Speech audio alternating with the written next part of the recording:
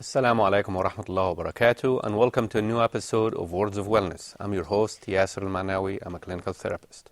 Today we are going to be talking about family relations. Why do we talk many times about family relations? We talk about family relations because the family is the base of everything. The treatment of the children is the base of everything. So we need to focus a little bit about our treatment and the way we deal with our children. So they can grow up to be stable, confident, and a major part of society. So let us see, how do we do that? Let's read part of the Quran, a verse, that translation, and we're going to get right back into our discussion. The translation, it's about the family, and that's how it goes. Worship not but God. Treat with kindness your parents and kindred. 283. What does that mean? Treat with kindness your parents and kindred. We're going to focus about the kindred, the people, the young people that are with us, the children.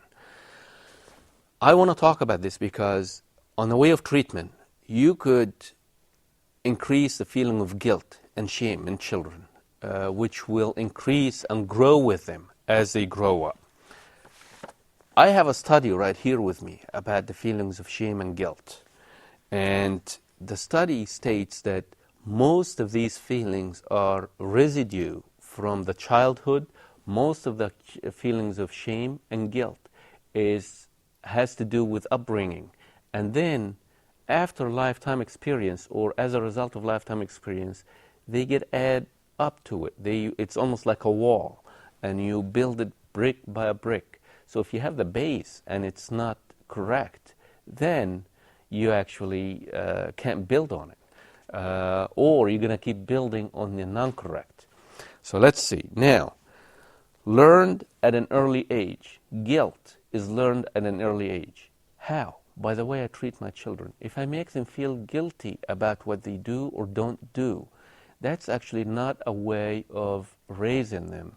It's a way of making them afraid. Feeling guilty about not studying, feeling guilty about not cleaning the room or organizing the room, feeling guilty about everything that they do. You will find out that in a way that we treat the children, it has to do with the connection. You do this, you're a bad child. If you don't do that, you're a bad child. That creates the feeling of guilt. Let's see about the feeling of shame. It remains or leftovers from childhood experiences. What does that mean? Feeling of shame when I shame my child, when somebody shames their child, or when I compare my child to somebody else. It doesn't have to be somebody else who's outside in society. It could be somebody else within the family unit. Like, let's say if you have two children and you tell them, why can't you be good just like your brother? Why can't you succeed like your brother? That actually increases the feelings of shame within themselves. Shame also is created by something totally different. Shame is created by the way parents act. Sometimes the children feel kind of shameful and they don't want to invite anybody into their homes. Why? Because they feel like, my parents fight a lot, my parents are very loud, they scream, they call names, so I don't want to expose myself or my friends to that. So what's the safest thing to do? The safest thing to do is not to invite anybody. Why? Because of the feeling of shame. So we have now feeling of shame and guilt. How do we treat shame and guilt? Before we get to that point, I want to talk about something else that we call self-imposed guilt. What is self-imposed guilt? Simply, it is something that a child could do and then feels guilty afterwards, and it becomes a way of life. So they get older and they grow up, and then what they do is that they are unable to say no. I'm sorry, I cannot do this, or no, I will be able to help you tomorrow or the day after, which is basically a way that they have to deal with life. This way they gain win in early childhood. I teach my children how to have personality, how to have high self-esteem. That's what we need to do. So when they get older or grow up, they can eliminate self-imposed guilt. To give you an example, somebody might promise their brother or sister that they're going to help them. And then, after they make the promise, life is very busy and they want to do this, they want to do that, and they feel like, I made a commitment, but I really want to get out of it, and I don't know how because I don't want them to feel bad. So they end up doing it. And then they feel guilty. They feel guilty because they let something else slide. They let something else slip away. They feel guilty for themselves. Or the opposite could be true. They could feel guilty for what? They could feel guilty for standing somebody up. Why? Because they scheduled themselves. So this is self-imposed guilt. Now, how can I treat these issues of shame and guilt?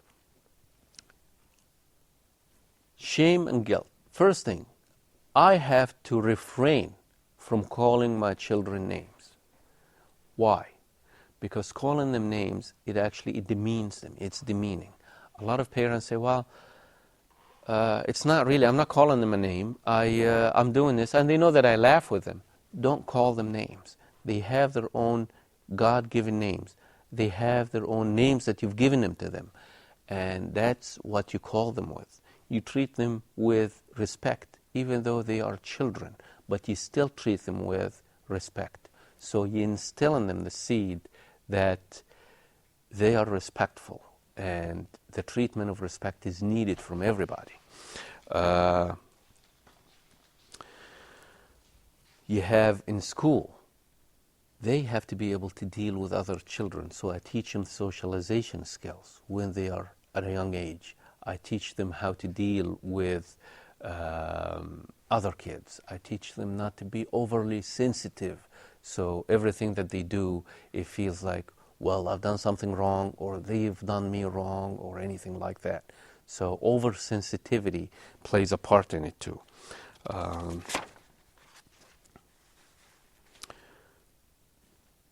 Spirituality is very important. That you have to instill in them the spiritual values. Why? Because it makes them stronger. It makes them standing on a solid ground. It makes them feel of their own individuality. They can actually withstand the outside, the attacks of the other bullies in the school, or if somebody is being sarcastic, they don't take it personally, and that's what you need to instill in them. There's something that's connected to that, and that's worry.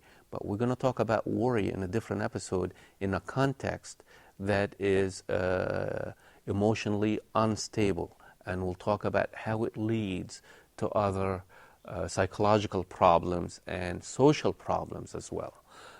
So I hope this episode was beneficial to you. Just watch guilt and shame, two things that you need to stay away from in raising your children at home.